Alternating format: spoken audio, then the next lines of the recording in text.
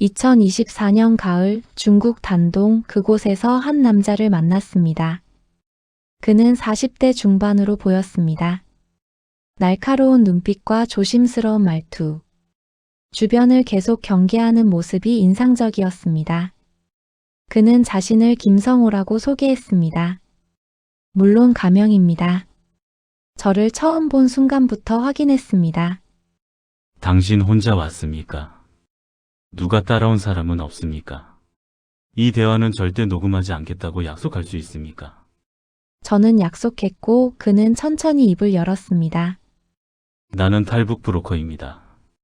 15년째 이 일을 하고 있습니다. 300명이 넘는 사람들을 북한에서 빼냈습니다. 그중 10명은 나와 함께 직접 압록강을 건넜습니다. 왜 이 일을 하냐고요? 돈 때문이 아니라고 하면 거짓말이겠죠. 처음에는 돈 때문이었습니다. 하지만 지금은 이게 내 인생이 되어버렸습니다. 이 일을 하면서 많은 것을 봤습니다. 살아남은 사람들, 죽은 사람들, 배신당한 사람들, 가족을 만나 우는 사람들, 가족을 잃고 미쳐버린 사람들. 나는 영웅이 아닙니다. 하지만 악마도 아닙니다. 나는 그냥 국경을 넘나드는 남자일 뿐입니다. 이것이 김성호의 이야기입니다. 영상 시작 전 구독과 좋아요 한 번씩만 부탁드립니다. 지금부터 40분간 그의 삶을 따라가 보겠습니다. 1980년 김성호는 함경북도 무산에서 태어났습니다. 무산은 중국 국경과 맞닿은 도시였습니다. 두만강 하나만 건너면 중국이었습니다. 성호의 아버지는 무산광산에서 일하는 광부였고 어머니는 농장에서 일했습니다. 평범한 북한 가정이었습니다. 1990년대 중반 고난의 행군이 시작되었습니다. 배급이 끊겼습니다. 사람들이 굶어 죽기 시작했습니다. 성호의 가족도 예외가 아니었습니다. 1997년 겨울 성호의 동생이 굶어 죽었습니다. 9살이었습니다. 그 겨울 성호의 어머니는 결심했습니다. 성호야, 엄마가 중국에 가서 먹을 것 좀 구해올게. 17살이었던 성호는 어머니를 말렸습니다. 엄마 위험해요. 잡히면 큰일 나요. 가지 마세요. 하지만 어머니는 고집했습니다. 우리 이대로 다 굶어 죽을 거야. 엄마가 뭐라도 구해와야 해.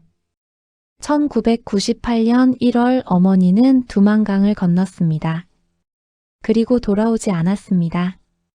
한 달이 지나고 2달이 지나고 석 달이 지났습니다. 소식이 없었습니다. 성호와 아버지는 기다렸습니다. 하지만 어머니는 나타나지 않았습니다. 나중에 알게 되었습니다. 어머니는 중국 공안에 잡혀 북한으로 송환되었고 어디론가 끌려갔습니다. 아마도 정치범 수용소였을 것입니다.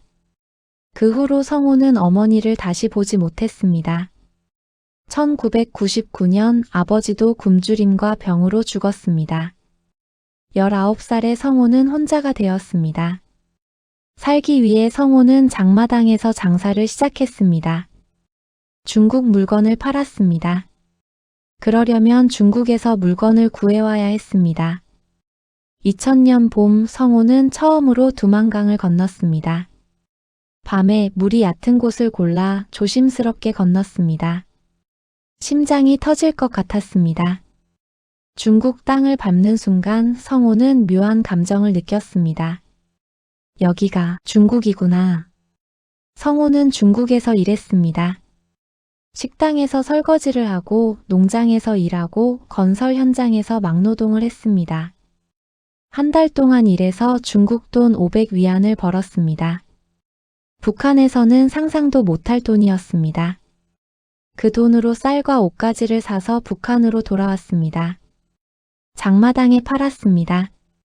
돈이 되었습니다. 성호는 이것을 반복했습니다.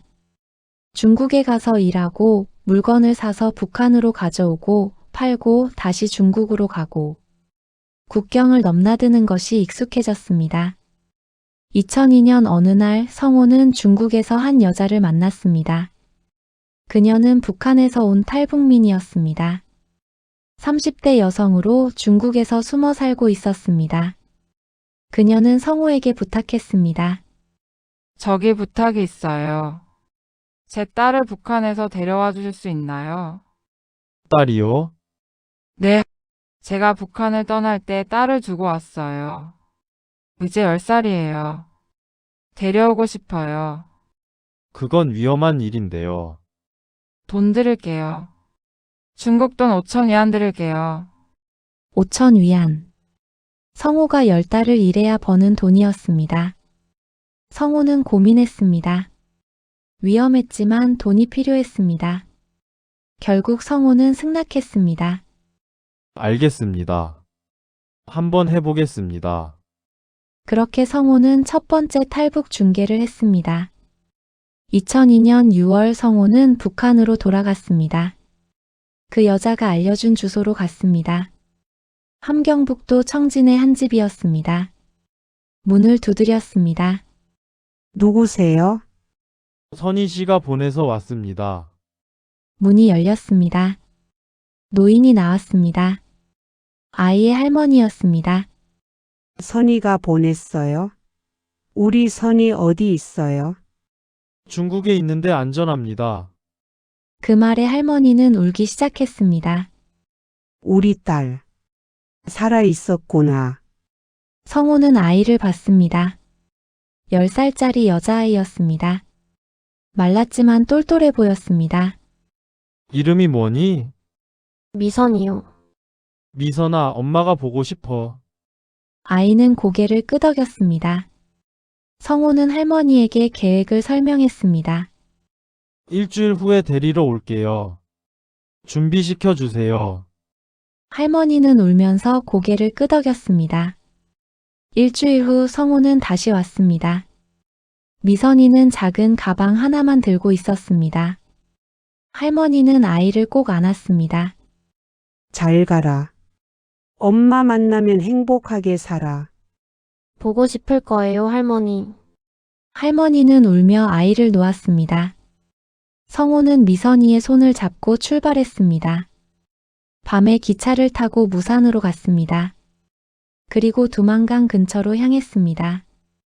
자정이 넘어서 성우와 미선이는 강으로 내려갔습니다. 미선아, 무섭지? 네, 무서워요. 괜찮아, 별일 없을 거야. 내가 안아줄게. 소리 내면 안 돼. 알았지? 네, 성우는 미선이를 업었습니다. 그리고 강으로 들어갔습니다. 물은 차갑고 깊었습니다. 성우는 조심스럽게 걸었습니다. 미선이는 성우의 목을 꼭 잡고 있었습니다.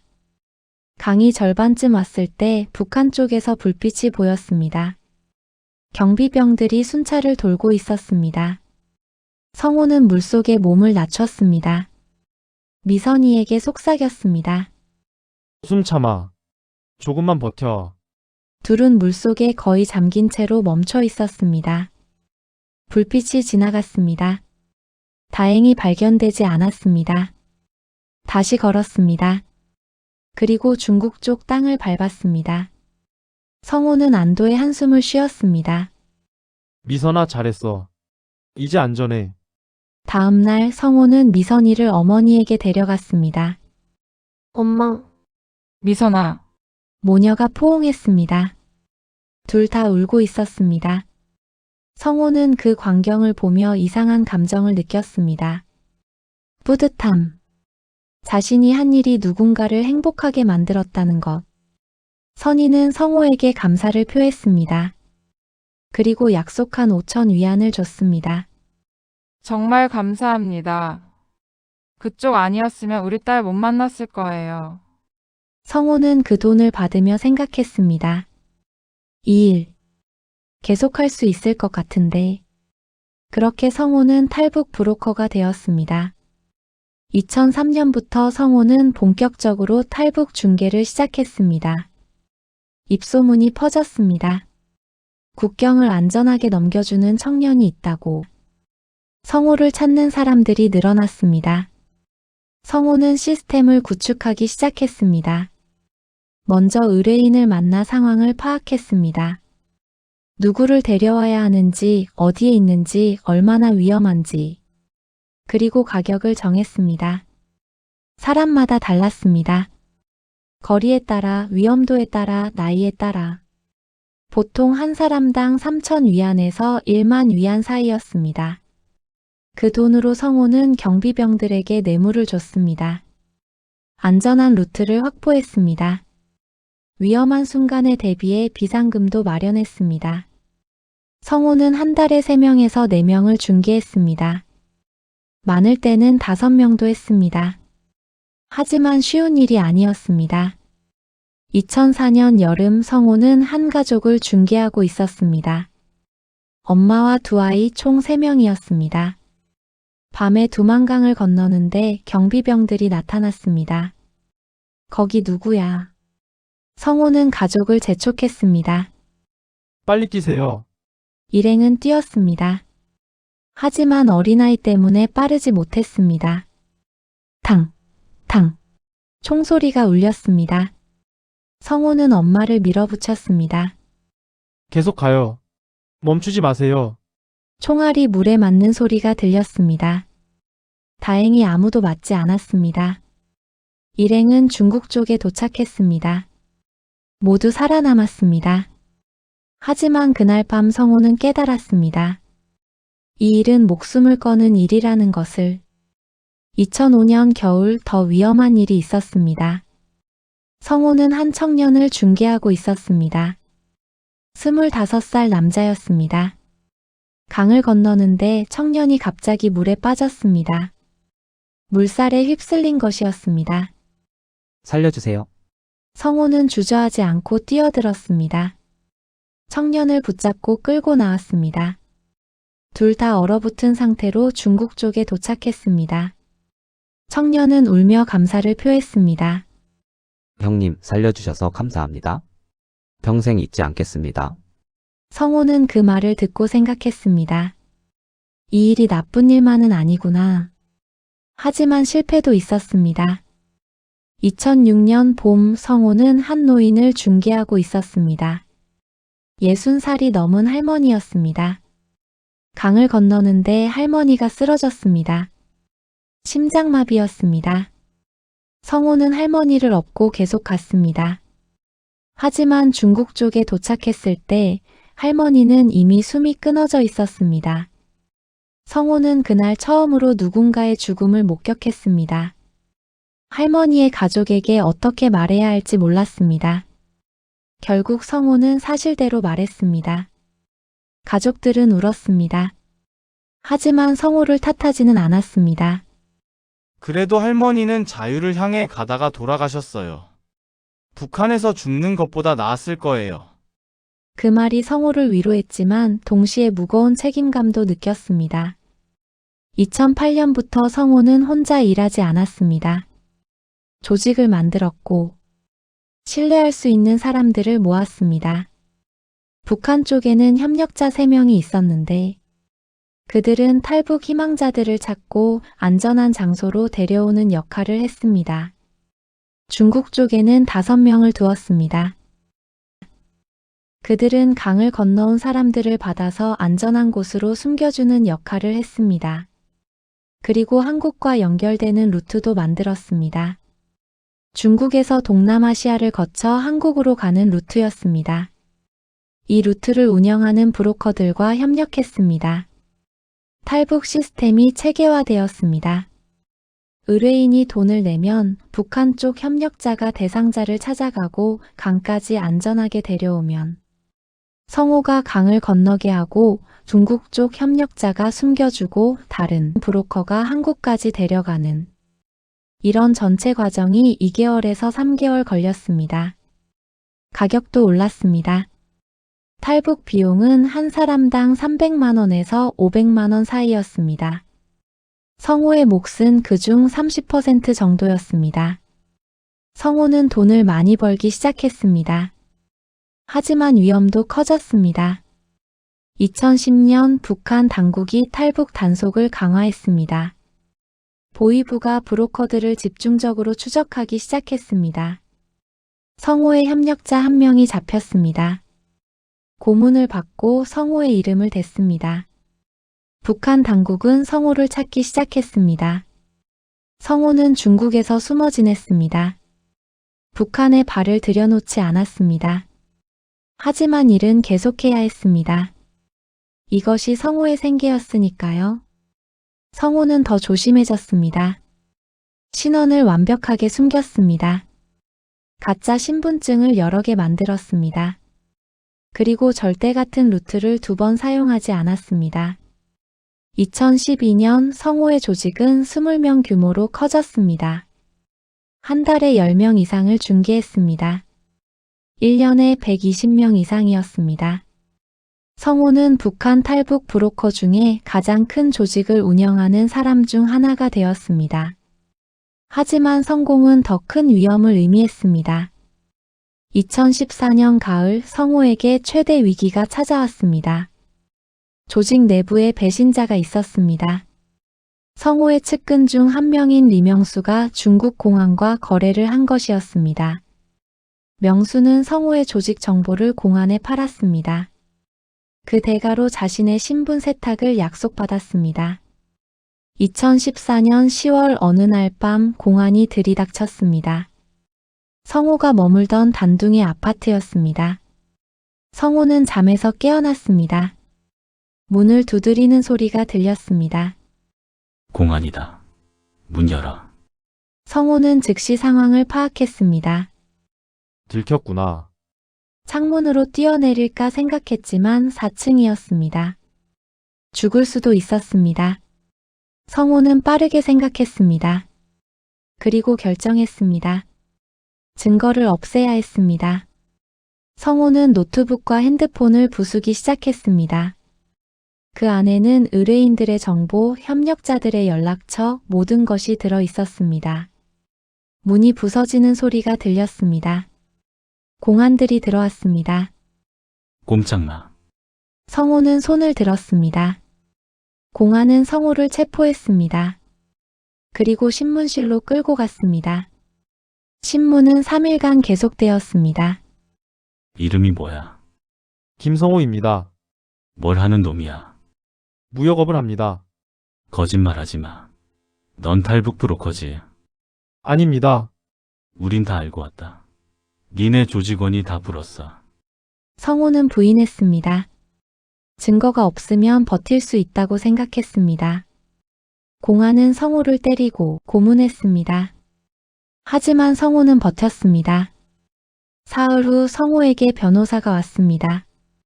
중국의 한 인권 단체에서 보낸 변호사였습니다. 성호의 협력자 중 한 명이 연락한 것이었습니다. 변호사는 성호에게 말했습니다. 증거가 부족합니다. 버티세요. 72시간 안에 석방될 수도 있습니다. 성호는 계속 버텼습니다. 그리고 정확히 72시간 후 성호는 석방되었습니다. 증거가 부족했습니다. 노트북과 핸드폰을 부쉈기 때문에 공안은 결정적 증거를 찾지 못했습니다. 하지만 경고를 받았습니다. 다시 잡히면 북한으로 송환한다고. 이제 중국에서도 안전하지 않다는 것을 깨달았습니다. 그리고 배신자 명수를 찾아야 했습니다. 성호는 명수를 찾는데 일주일이 걸렸습니다. 명수는 단둥의 한 호텔에 숨어 있었습니다. 성호는 밤에 호텔로 갔습니다. 명수의 방문을 두드렸습니다. 누구세요? 나야 성호. 안에서 침묵이 흘렀습니다. 성호는 계속 두드렸습니다. 문 열어. 얘기 좀 하자. 한참 후에 문이 열렸습니다. 명수가 겁먹은 얼굴로 서 있었습니다. 형님, 저는 성호는 명수의 멱살을 잡았습니다. 방 안으로 밀어넣고 문을 닫았습니다. 왜 그랬어? 왜 날 팔았어? 명수는 울기 시작했습니다. 형님, 정말 미안해요. 하지만 저도 살아야 했어요. 공안이 저를 잡고 협박했다고요. 북한으로 송환한다고 했어요. 저는 무서웠어요. 그래서 나를 판 거야? 나뿐만 아니라 조직 전체를. 정말 미안해요. 성호는 주먹을 쥐었습니다. 명수를 때리고 싶었습니다. 죽이고 싶었지만 참았습니다. 성호는 명수를 바닥에 밀어붙였습니다. 너 때문에 우리 조직이 다 위험해졌어. 의뢰인들도 협력자들도 다 말이야. 형님, 내가 너를 안 죽이는 이유는 하나야. 너도 북한 사람이니까. 너도 살려고 발버둥 친 거니까. 하지만 다시는 내 앞에 나타나지 마. 다음에 보면 진짜 죽인다. 성호는 방을 나왔습니다. 복수를 하지 않았지만 마음은 복잡했습니다. 명수도 피해자였습니다. 북한 체제의 피해자, 중국 공안의 피해자. 하지만 그것이 배신을 정당화하지는 못했습니다. 성호는 생각했습니다. 이 일을 계속해야 하나. 2016년 성호는 가장 어려운 중개를 맡았습니다. 의뢰인은 한국에 사는 탈북민이었습니다. 그는 북한에 남겨둔 가족을 데려오고 싶어 했습니다. 문제는 가족이 평양에 있었다는 것입니다. 평양은 북한의 수도였습니다. 통제가 가장 심한 곳이었습니다. 평양 사람을 탈북시키는 것은 거의 불가능에 가까웠습니다. 하지만 의뢰인은 간절했습니다. 제발 부탁합니다. 돈은 얼마든지 낼게요. 제 아내와 아이를 데려와 주세요. 성호는 고민했습니다. 위험했습니다. 실패 확률이 높았습니다. 하지만 의뢰인의 눈빛을 보고 마음이 흔들렸습니다. 해보겠습니다. 하지만 시간이 걸릴 겁니다. 성호는 6개월을 준비했습니다. 먼저 평양에 있는 협력자를 찾았습니다. 평양에서 일하는 브로커를 통해 연결되었습니다. 그 협력자가 의뢰인의 아내를 만났습니다. 탈북 의사를 확인했습니다. 아내는 동의했습니다. 아이도 데려가겠다고 했습니다.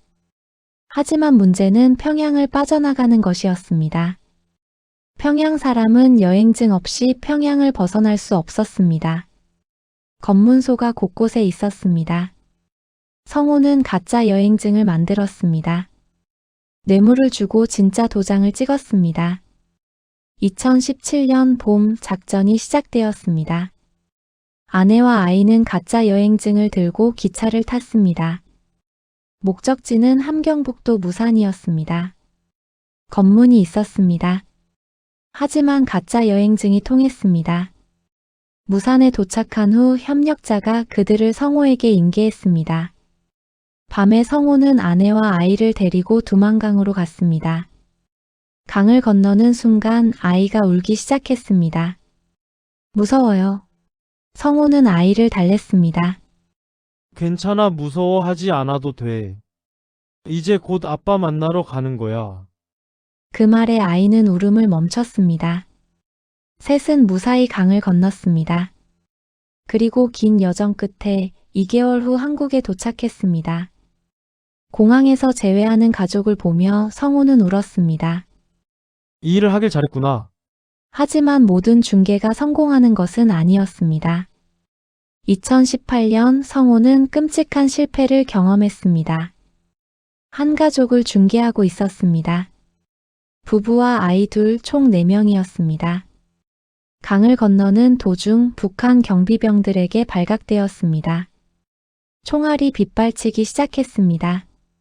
아버지가 총에 맞았습니다. 그 자리에서 쓰러졌습니다. 어머니는 비명을 질렀고 두 아이는 울기 시작했습니다. 성호는 어머니와 아이들을 끌고 계속 갔습니다.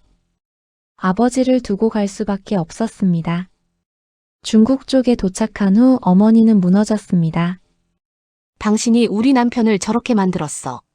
성호는 아무 말도 할 수 없었습니다. 그 가족은 한국까지 갔습니다. 하지만 아버지 없이 가게 되었습니다. 성호는 그 일을 평생 잊을 수 없었습니다. 2019년 또 다른 실패가 있었습니다. 성호가 중개하던 청년이 중국에서 공안에 잡혔습니다. 그리고 북한으로 송환되었습니다. 나중에 들었습니다. 그 청년은 정치범 수용소로 보내졌다고. 성호는 자책했습니다. 내가 더 조심했어야 했는데. 내가 더 신경 썼어야 했는데. 성호는 술을 마시기 시작했습니다. 밤마다 악몽을 꿨습니다. 죽은 사람들의 얼굴, 잡혀간 사람들의 비명. 성호는 심리적으로 무너지기 시작했습니다. 이 일을 그만둘까 생각했습니다. 하지만 그만둘 수 없었습니다. 이것이 성호의 삶이었으니까요. 2020년 코로나가 시작되었습니다. 북한은 국경을 완전히 봉쇄했습니다. 경비가 극도로 강화되었습니다. 국경에 접근하는 사람은 무조건 사살하라는 명령이 내려졌습니다. 성호의 일은 사실상 불가능해졌습니다. 2020년부터 2022년까지 성호는 단 한 명도 중개하지 못했습니다. 수입이 끊겼습니다. 성호는 중국에서 다른 일을 해야 했습니다. 식당에서 일했습니다. 건설 현장에서 막노동을 했습니다. 20년 만에 다시 노동자로 돌아간 것이었습니다.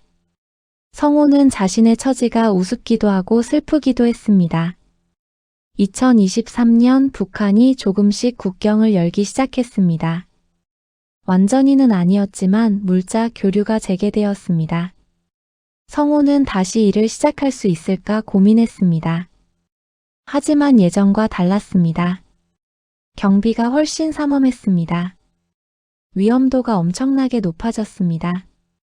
성호는 조심스럽게 작은 중개부터 다시 시작했습니다. 2023년 한 해 동안 5명을 중개했습니다. 예전에 비하면 턱없이 적은 숫자였습니다. 하지만 모두 성공했습니다. 성호는 깨달았습니다. 양보다 질이다. 적게 하더라도 안전하게 해야 한다. 있습니다. 2015년에 중개했던 할아버지 한 분이요. 75살이셨어요. 한국에 있는 아들이 아버지를 데려오고 싶어 했습니다. 저는 처음에 거절했어요. 너무 나이가 많으셔서 위험하다고 생각했거든요. 하지만 아들이 간절히 부탁했어요. 아버지가 돌아가시기 전에 꼭 만나고 싶다고. 결국 제가 승낙했습니다. 북한에 가서 할아버지를 만났는데 정말 연로하셨어요. 걷기도 힘들어 하셨죠. 제가 물었습니다. 할아버지 정말 가실 수 있겠습니까? 힘드실 텐데요. 할아버지는 이렇게 말씀하셨어요. 저는 할아버지를 업고 두만강을 건넜습니다. 할아버지는 정말 가벼우셨어요. 뼈만 남은 것 같았습니다. 강을 건너는 내내 할아버지는 계속 말씀하셨어요. 중국에 도착해서 저는 할아버지를 2개월 동안 모셨습니다. 한국으로 가는 루트를 준비하는 동안이었죠. 그 기간 동안 할아버지와 많은 이야기를 나눴습니다. 할아버지는 일제강점기를 겪으셨고 한국 전쟁도 겪으셨어요. 평생을 북한에서 사셨죠. 할아버지는 말씀하셨어요. 아들이 저한테 보내준 거였어요. 그 사진을 볼 때 저는 생각했습니다. 아, 이래서 이 일을 하는구나. 할아버지는 한국에서 2년을 살다가 돌아가셨어요. 편안하게 돌아가셨다고 들었습니다. 아들 곁에서 자유로운 땅에서. 그게 저한테는 큰 의미였습니다. 많았죠. 하지만 가장 위험했던 건 2017년이었습니다. 그때 저는 한 가족을 중개하고 있었어요. 부부와 아이 셋 총 5명이었습니다. 밤에 두만강을 건너는데 북한 경비병들이 나타났습니다. 그것도 한두 명이 아니라 분대 전체가 나타났어요. 10명 정도 됐습니다. 저희는 강 한가운데 있었어요. 도망갈 곳도 없었습니다. 경비병들이 소리쳤습니다. 저는 그 순간 결정해야 했습니다. 멈출 것인가, 계속 갈 것인가. 멈추면 모두 잡힙니다. 저도 가족도 다 끝입니다. 계속 가면 총을 맞을 수도 있습니다. 하지만 살 가능성은 있었습니다. 가족에게 말했습니다. 우리는 계속 갔습니다. 총소리가 울렸습니다. 총알이 물에 떨어지는 소리가 들렸습니다. 제 옆에서 뒤에서 앞에서 그중 한 총알이 제 팔을 스쳤습니다. 피가 많이 흘렀습니다. 하지만 계속 갔습니다. 아이 중 하나가 울기 시작했고 아버지가 아이 입을 막았습니다. 하지만 계속 걸었습니다. 마침내 중국 쪽 땅이 보였습니다. 마지막 순간 어머니가 비틀거렸습니다. 총에 맞은 줄 알았습니다. 하지만 다행히 그냥 미끄러진 것이었습니다. 우리는 중국 쪽에 도착했습니다. 경비병들은 더 이상 쏘지 않았습니다. 국경을 넘어서까지 쏘면 국제 문제가 되니까요. 우리는 살아남았습니다. 그날 저는 정말 죽을 뻔했습니다. 이게 그때 생긴 거예요. 총알 자국입니다. 평생 이 흉터를 보며 그날을 기억할 겁니다. 당연히 돈도 이유입니다. 거짓말 안 할게요. 이 일로 저는 돈을 많이 벌었습니다. 15년 동안 중국 돈으로 300만 위안 정도 벌었어요. 한국 돈으로 6억 원쯤 됩니다. 보통 중국 노동자가 평생 벌기 힘든 돈이죠. 하지만 그 돈으로 뭘 했냐고요. 반은 썼고 반은 잃었습니다. 썼다는 건 제 생활비로 쓴 겁니다. 저도 먹고 살아야 하니까요. 잃었다는 건 돈을 못 받았습니다. 실패한 중개들 때문이죠. 어떤 사람들은 돈을 못 냈어요. 너무 가난해서 말이에요. 그래도 저는 그들을 중개했습니다. 또 어떤 사람들은 중간에 잡혔어요. 그럼 돈을 못 받습니다. 하지만 이미 든 비용은 제가 부담해야 하죠. 결국 제 손에 남은 건 3억 원 정도입니다. 15년 일한 대가치고는 많은 건지 적은 건지 모르겠네요. 하지만 저는 이 일을 돈만 보고 하지 않습니다. 사실 처음에는 돈 때문이었어요. 솔직히 인정합니다. 하지만 시간이 지나면서 바뀌었습니다. 사람들이 자유를 찾아 한국에 가는 것을 보면서 저도 뭔가 의미 있는 일을 하고 있다고 느꼈습니다. 저는 북한에서 태어났습니다. 거기서 자랐습니다. 만약 제가 용기를 냈다면 저도 탈북했을 겁니다. 하지만 저는 용기가 없었어요. 두렵고 무섭기 때문이에요. 그래서 국경 근처에서 이것저것 하다가 이 일을 하게 된 거죠. 어쩌면 저는 대리만족을 하는지도 모릅니다. 다른 사람들이 자유를 찾는 것을 도우면서 제가 못한 것을 다른 사람들이 하도록 돕는 거죠. 그게 저한테는 의미가 있습니다.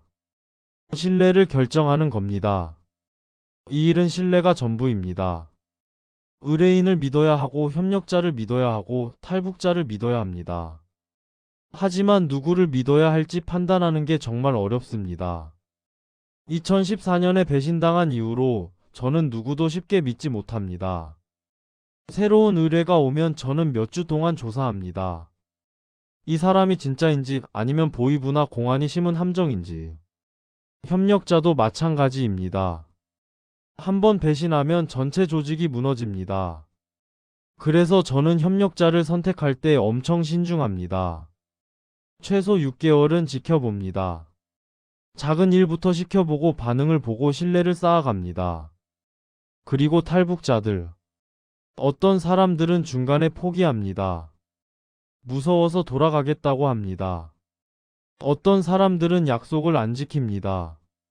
정해진 장소에 안 나타나거나 연락을 끊거나. 그럴 때마다 저는 위험에 빠집니다. 그래서 저는 탈북자를 만나면 먼저 확인합니다. 정말로 탈북할 의지가 있는지, 중간에 포기하지 않을지, 끝까지 갈 각오가 되어 있는지. 그리고 하나 더. 죄책감입니다. 제가 중개한 사람 중 일부는 실패했습니다. 잡혀갔거나 죽었거나 행방불명되었습니다. 그때마다 저는 자책합니다. 내가 더 조심했어야 했는데, 내가 더 잘했어야 했는데, 그 죄책감을 안고 사는 게 정말 힘듭니다. 밤에 잠을 못 잘 때가 많습니다. 죽은 사람들의 얼굴이 계속 떠오릅니다. 복잡합니다. 저는 북한에서 태어나 자랐습니다. 거기가 제 고향입니다. 어린 시절의 추억도 있고 친구들도 있었습니다. 하지만 동시에 저는 그 나라가 얼마나 잔인한지도 압니다. 사람들을 굶겨 죽이고 자유를 빼앗고 탈출하려는 사람을 사살합니다. 제 어머니를 빼앗아 갔고 제 동생을 굶겨 죽게 만들었습니다. 그 나라를 어떻게 사랑할 수 있겠습니까? 하지만 사람들은 다릅니다. 북한 사람들은 피해자입니다. 그들도 자유롭게 살고 싶어 합니다. 배불리 먹고 싶어 합니다. 하지만 그럴 수 없습니다. 체제가 그들을 가두고 있으니까요. 저는 이 일을 하면서 수백 명의 북한 사람들을 만났습니다. 그들은 모두 선량한 사람들이었습니다. 그저 잘못된 곳에서 태어난 죄밖에 없습니다. 저는 그들을 도울 수 있어서 다행이라고 생각합니다. 언젠가 북한이 변하길 바랍니다. 사람들이 자유롭게 살 수 있고 국경을 자유롭게 넘나들 수 있고 가족을 만나기 위해 목숨을 걸 필요가 없는 그런 날이 오길 바랍니다. 그날이 오면 저 같은 브로커는 필요 없겠죠. 그게 제 꿈입니다. 사람들이 저를 어떻게 생각할지 모르겠습니다. 어떤 사람들은 저를 영웅이라고 할 수도 있습니다. 어떤 사람들은 저를 범죄자라고 할 수도 있습니다. 저는 둘 다 아닙니다. 저는 그냥 살아남으려고 발버둥 친 사람일 뿐입니다. 그 과정에서 다른 사람들도 살아남게 도왔습니다. 완벽하지 않았습니다. 실수도 많이 했습니다. 어떤 사람들은 제 때문에 죽거나 잡혔습니다. 그 죄책감을 평생 안고 살 겁니다. 하지만 동시에 300명이 넘는 사람들이 자유를 찾았습니다. 그들은 지금 한국에서 혹은 다른 나라에서 새로운 삶을 살고 있습니다. 그게 저한테는 위안이 됩니다. 제가 한 일이 완전히 헛되지는 않았다는 것. 잘 모르겠습니다. 이 일은 제 인생을 송두리째 바꿨습니다. 평범한 삶을 살 수 없게 만들었습니다. 하지만 동시에 의미를 줬습니다. 저는 제 인생이 누군가에게 도움이 되었다고 믿고 싶습니다. 그게 전부입니다. 언젠가 이 강을 건너지 않아도 되는 날이 왔으면 좋겠습니다.